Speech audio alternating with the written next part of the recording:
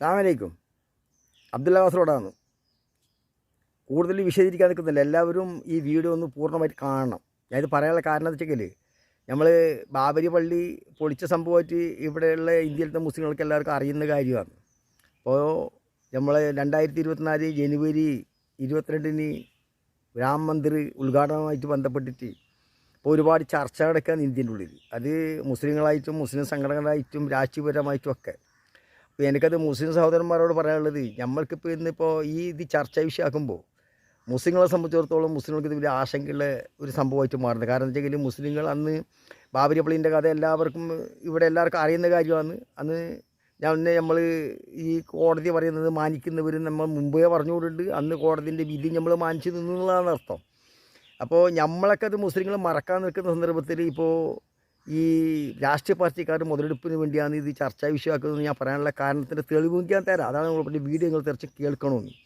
കാരണം അന്ന് സുപ്രീം കോടതി പറഞ്ഞതെന്ന് വെച്ചെങ്കിൽ ഈ പള്ളിയുടെ സ്ഥലത്ത് അമ്പലം പൊളിച്ചിട്ട് പള്ളി കെട്ടി എന്നുള്ള തെളിവ് നേരെ കിട്ടിയിട്ടില്ല എങ്കിലും ഇത് ഹിന്ദു സമുദായത്തിലെ ഭൂരിപക്ഷം ജനങ്ങളും ഇത് വിശ്വസിക്കുന്നത് രാമൻ ജനിച്ച സ്ഥലം എന്ന് ഭൂരിപക്ഷം ഹിന്ദുക്കളും വിശ്വസിക്കുന്നതിൻ്റെ അടിസ്ഥാനത്തിൽ, കാരണം അവർ വികാരം മാനിച്ചുകൊണ്ട് ഇങ്ങനെ ഒരു വിധിയില്ലാതെ കണ്ട് നമ്മൾ ഇന്ത്യ രാജ്യത്ത് സമാധാനം ഉണ്ടാവില്ല എന്നുള്ളത് കോടതി മനസ്സിലാക്കിയത് കൊണ്ടാണ് അന്ന് അങ്ങനെ ഒരു വിധി പറയാൻ കാരണം. അതുപോലെ തന്നെ ഒരു 5 ഏക്കർ സ്ഥലം പള്ളിക്ക് കെട്ടാൻ വേണ്ടി പകരമായിട്ട് മറ്റൊരു സ്ഥലത്തേക്ക് കൊടുക്കണമെന്നും ഒന്ന് സുപ്രീം കോടതി വിധിച്ചു. ആ വിധി വന്ന സന്ദർഭത്തിൽ മുസ്ലിങ്ങളെ ആശങ്കയ്ക്ക് ആ സമയത്ത് തന്നെ അറിയിച്ചതാണ്. എന്നിട്ട് നമ്മളൊക്കെ അവിടെ മറക്കാൻ വേണ്ടി ശ്രമിക്കുകയാണ്. അപ്പോൾ ബാബരി പള്ളിയായിട്ട് നമ്മൾ യാതൊരു ചർച്ച ഇപ്പം നിലവിലില്ല എന്നുള്ളതാണ് യാഥാർത്ഥ്യം. അപ്പോൾ ഇപ്പോൾ ഇവരെന്തിനാണ് ഈ രാഷ്ട്രീയ പാർട്ടിക്കാർ ചർച്ച ചെയ്യുന്നുള്ളതെന്ന് വെച്ചാൽ ഈ രാഷ്ട്രീയ മുതലെടുപ്പ് എന്നാണ്. അപ്പോൾ ഈ രാഷ്ട്രീയ മുതലെടുപ്പ് ഞാൻ പറയാനുള്ള കാരണം, ഇവർ രാഷ്ട്രീയ മുതലെടുപ്പ് അല്ലെങ്കിൽ ഈ കോൺഗ്രസ്സുകാർ ഇപ്പോൾ ഇന്ന് ഉദ്ഘാടനത്തിന് വിളിക്കുന്ന സന്ദർഭത്തിൽ യഥാർത്ഥത്തിൽ ഈ കോൺഗ്രസ്സുകാർ എന്തെന്നായിരുന്നു പറയേണ്ടത്?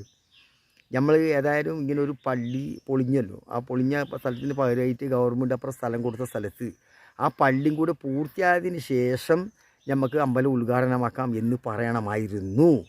അതുപോലെ തന്നെ ഈ BJPയും ചെയ്യേണ്ടിയിരുന്നത് ലോകത്തിന് മാതൃക കാണിച്ചു കൊടുക്കാൻ വേണ്ടി ഈ പള്ളിയും കൂടെ ഒരുമിച്ച് കെട്ടിക്കേണ്ടതായിരുന്നു. കാരണം ഈ പ്രശ്നങ്ങൾ അവസാനിപ്പിക്കാൻ വേണ്ടിയാണ് ഞാൻ ഈ പറയുന്നത്. അതുപോലെ തന്നെ നമ്മളെ സുപ്രീം കോടതിയും പറയണമായിരുന്നു, അങ്ങനെ ഒരു വിധി വിധിച്ചതുകൊണ്ട് നിങ്ങൾ അമ്പലം ഇപ്പോൾ ഉദ്ഘാടനമാക്കാൻ പോകണ്ട, അത് നിങ്ങൾ പള്ളി അമ്പലവും രണ്ടുപേരും ഉദ്ഘാടനമാക്കി, രണ്ടുപേരും പൂർത്തിയായതിന് ശേഷം രണ്ടും ഒരുമിച്ചിട്ട് ഉദ്ഘാടനം ചെയ്തുകൊണ്ട് ഇങ്ങനെ ഉണ്ടായ ഒരു പ്രശ്നമുണ്ടായ ഒരു പള്ളി അമ്പലത്തിൻ്റെ പ്രശ്നമല്ലേ. അപ്പോൾ ലോകത്തിന് മുന്നിൽ ഇന്ത്യൻ ഭരണഘടനക്കും ജനാധിപത്യത്തിനും മതേതത്വത്തിനൊക്കെ ചെറിയൊരു പോറലേറ്റിട്ടുണ്ട്. അതുമായിട്ട് ലോക ജനങ്ങൾക്ക് നമ്മളെ ഭരണഘടനയായിട്ട് ഇന്ത്യയോട് ചെറിയൊരു സംശയവും കാര്യങ്ങളൊക്കെ ഉണ്ട്. അതൊക്കെ ദൂരീകരിക്കാൻ വേണ്ടി നമുക്ക് എന്താക്കണം, പള്ളി അമ്പലവും ഒരുമിച്ച് കിട്ടി ഉദ്ഘാടനമാക്കാമായിരുന്നു എന്ന് സുപ്രീം കോടതിക്കും പറയാമായിരുന്നു. അപ്പോൾ ഞാൻ ഇത് പറയാൻ കാരണം ഇതിപ്പോൾ ആരും വിമർശിക്കാനല്ല. കാരണം ഇത് ഏതെങ്കിലും ഹിന്ദുക്കൾ പറഞ്ഞോ ഈ അമ്പലം ഉദ്ഘാടനം സന്ദർഭത്തിൽ പള്ളിൻ്റെ പണി എന്തായെന്ന് ആരെങ്കിലും ചോദിക്കുന്ന ഒരു ഹിന്ദുവിനോ അല്ലെങ്കിൽ ഒരു ഹിന്ദു മത സംഘടനകൾ നമ്മളാരും കണ്ടിട്ടുണ്ടോ? ഇല്ല. അപ്പോൾ ഇതാരും കാണാണ്ടിരിക്കാത്തതുകൊണ്ടല്ലോ എല്ലാവർക്കും അറിയാം പള്ളിക്ക് കുറ്റി പോലും അടിച്ചിട്ടില്ല എന്നുള്ളതാണ്. അപ്പോൾ അങ്ങനത്തെ ഒരു പള്ളിനെ പറ്റി ഇവർ ചർച്ച ചെയ്യുന്നതിന് വേണ്ടിയിട്ട് രാഷ്ട്രീയ മുതലെടുപ്പിലാണ്. അതേ സ്ഥാനത്ത് ഇത് എങ്ങനെയായിരുന്നു വേണ്ടിയിരുന്നത്? ഈ കോൺഗ്രസ് ഇന്ന് ഉദ്ഘാടനത്തിന് പോകുന്നതിന് ആരും വിമർശിക്കുമായിരുന്നില്ല. കോൺഗ്രസ് പറയണമായിരുന്നു അമ്പലം ഉദ്ഘാടനമാക്കുന്നത് പള്ളീൻ്റെ കൂടെ പണി കേട്ടത്. അപ്പോൾ അതുമാതിരി തന്നെ കോൺഗ്രസും BJP അതുമാതിരി ചെയ്യണമായിരുന്നു.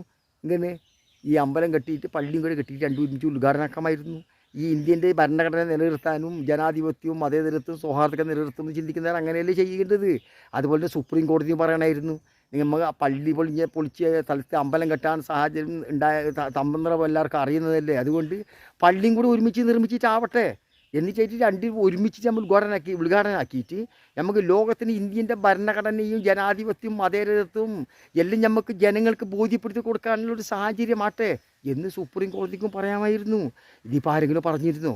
ആരും പറഞ്ഞില്ല. അപ്പം പറഞ്ഞിരുന്നവർ എന്തായിട്ടിരുന്നു?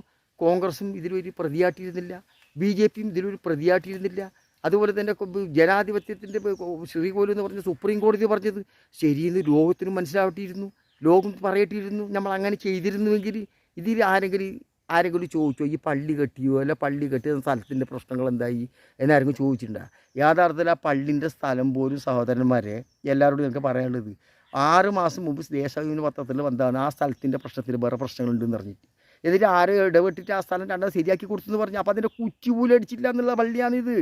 അപ്പോൾ ഈ ബാബരി പള്ളിക്ക് പകരം കെട്ടാൻ പറഞ്ഞ പള്ളി എന്ന് പള്ളി കെട്ടുന്നു ഇപ്പോൾ നമ്മൾ ഈ മുസ്ലിങ്ങൾ വിശ്വസിക്കുന്നത്? ഇതൊന്നും നടക്കാൻ പോകുന്ന പള്ളിയെന്നല്ല. ഇതിപ്പോൾ ഒരു ട്രസ്റ്റിന് കൊടുത്തിട്ടുണ്ട് മുംബൈയിൽ ഒരു ആജിക്ക്, ഒരു BJP കാരന്. ഓൻ പറഞ്ഞിട്ട് ഓൻ്റെ ഒരു അഭിമുഖമുണ്ട്. അത് ഞാൻ അടുത്ത വീഡിയോ എനിക്ക് പറഞ്ഞുതരാം. പള്ളീൻ്റെ പ്ലാനിങ്ങും അത് ഇതൊക്കെ പറഞ്ഞുതരാം. അതിൽ ആ ചങ്ങായി പറഞ്ഞു തരുമോ, 5 കൊല്ലം കൊണ്ട് പള്ളി പൂർത്തിയാക്കും, എന്നിട്ട് അത് ഉദ്ഘാടനം സന്യാസിമാരും സർവ്വ ആളും വന്നിട്ട് ലോകത്തിൽ കാണിച്ചു കൊടുക്കും ഞങ്ങൾ ഇന്ത്യൻ്റെ ഒരു ഐക്യം എന്നിട്ട് അത് പറഞ്ഞു തരുമോ. അവിടെ ലിപി എഴുതുന്നുണ്ടല്ലോ പള്ളീൻ്റെ ഉള്ളിലൊക്കെ, ഖുർആൻ്റെ ലിപി കാവി കളറിൽ എഴുതുന്നതെന്ന് പറയുന്നത്. അപ്പോൾ അതൊന്നും ഞാൻ ഇപ്പോൾ ഇത് വിശദീകരിക്കുന്നില്ല. അപ്പോൾ ഞാൻ ചോദിക്കുന്നത്, ഇവരൊക്കെ മുസ്ലിങ്ങളോട് സ്നേഹമുള്ളതായിരുന്നെങ്കിൽ ഈ പറഞ്ഞ ഏതെങ്കിലും രാഷ്ട്രീയ പാർട്ടിക്കാരോ അല്ലെങ്കിൽ ഈ കോൺഗ്രസ്സോ അല്ലെങ്കിൽ ഈ മാർക്സിസ്റ്റുകാരോ ഇവരൊക്കെ ചോദിക്കട്ടിരുന്നില്ലേ ആ പള്ളി എന്തുകൊണ്ട് കെട്ടുന്നില്ല, എന്തുകൊണ്ട് പള്ളി കെട്ടിയിട്ടായോ, അല്ല പള്ളി കെട്ടിയിട്ടാകുമ്പോൾ നമുക്ക് പള്ളിയും അമ്പലം രണ്ടും ഒരുമിച്ച് ഉദ്ഘാടനം ആയിക്കൂടെ എന്നിവർ മുസ്ലിങ്ങളോട് സ്നേഹമുള്ളവരെങ്കിൽ അവർ പറയുമായിരുന്നില്ലേ. നമ്മൾ ആരെങ്കിലും ഇന്ന് വരെ കണ്ടു എങ്ങനെ ചോദിക്കുന്ന ആൾ. അപ്പോൾ അത് ഞാൻ പറയാൻ കാരണം ഇത് രാഷ്ട്രീയത്തിൻ്റെ മുതലെടുപ്പാണ്, രാഷ്ട്രീയപരമായിട്ടുള്ള മുതലെടുപ്പ് മാത്രമാണ് ഇത് നടത്തുന്നത്. അതുകൊണ്ട് ഇതൊന്നും നമ്മൾ വിശ്വസിക്കേണ്ട.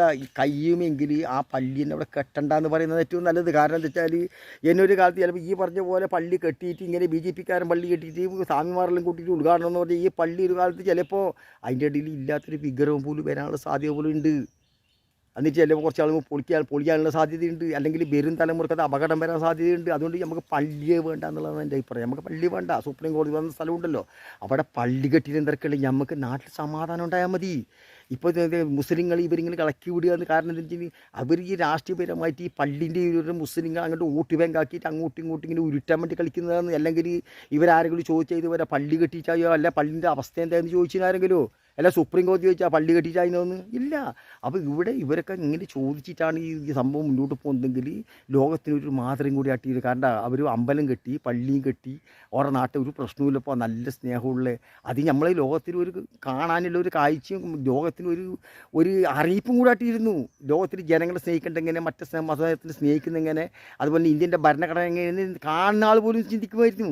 പക്ഷെ അതൊന്നും ചെയ്തില്ല. ആരെങ്കിലും ചോദിച്ചോ ഇതുവരെ പള്ളി എന്തായിരുന്നപ്പോൾ കുറ്റിയടിക്കാതെ പള്ളിക്ക് വേണ്ടി നമ്മളാരും പ്രതീക്ഷിക്കുന്നതും വേണ്ട. ഇത് ആവുന്ന പള്ളി എന്നല്ല. കാരണം ഈ പള്ളി ഉദ്ഘാടനം ഈ അമ്പലം ഉദ്ഘാടനം ചെയ്ത ഉടനെ തന്നെ ഗ്യാൻ ഭാവി പള്ളി പൊളിയും അതിൻ്റെ പദ്ധതി ഇപ്പം നടക്കുന്നത്. കാരണം ഇപ്പം BJP കാർ എന്താണോ കൊണ്ടുപോകുന്നത്, എന്താണോ ഈ നാട്ടിൽ ചെയ്യുന്നത്, അതൊക്കെ ഭരണമായിട്ട് ഇന്ത്യയിൽ ഭരണം എന്നുള്ള രൂപത്തിലാണ് ചില സന്ദർഭത്തിൽ സുപ്രീം കോടതിൻ്റെ നീക്കുപോക്കും മൂല്യം നമ്മൾ കാണുന്നതാണ് ഇപ്പോൾ മനസ്സിലാക്കേണ്ടത്.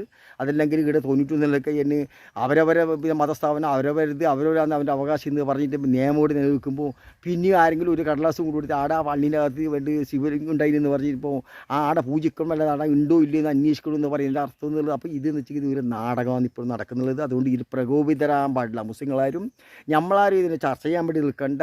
ഇത് ആർക്കും പള്ളിയായിട്ടുള്ള സ്നേഹമൊന്നുമല്ല, ഇത് രാഷ്ട്രീയ മുതലെടുപ്പാണ്. അതുകൊണ്ട് എനിക്ക് മുസ്ലിം സമുദായത്തോട് പറയുകയാണെന്ന് വെച്ചിട്ടുണ്ടെങ്കിൽ ഇങ്ങനെയൊക്കെ നടക്കുന്ന സന്ദർഭത്തിൽ കുറ്റി പോലും അടിക്കാതെ പള്ളിയെ പറ്റി നമ്മൾ ചർച്ച ചെയ്യാൻ മുസ്ലിങ്ങൾ നിൽക്കണ്ട.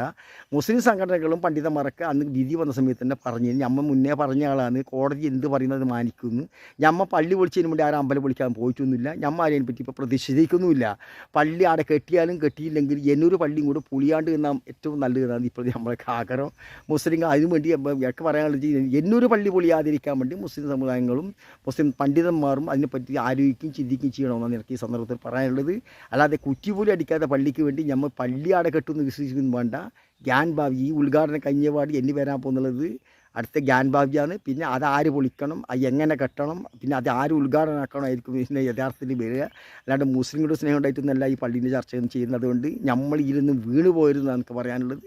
എന്ന് തെറ്റിട്ട് ക്ഷമിക്കണം. ഞാൻ അടുത്തതിൽ പള്ളി കെട്ടുന്ന ആളും അതുമായിട്ട് ബന്ധപ്പെട്ട കുറേ കാര്യങ്ങളുണ്ട്, അഭിമുഖം, അത് ഞാൻ അടുത്ത വീട്ടിൽ ഉൾപ്പെടുത്തുന്നതായിരിക്കും. അതിന് വിശദമായിട്ട് പറയാം. ഇതിലെന്തെങ്കിലും തെറ്റുകുറ്റങ്ങൾക്ക് ക്ഷമിക്കണം. അടുത്ത വീട്ടിൽ കാണുന്നവർക്ക് എല്ലാവർക്കും അസ്സലാമു അലൈക്കും.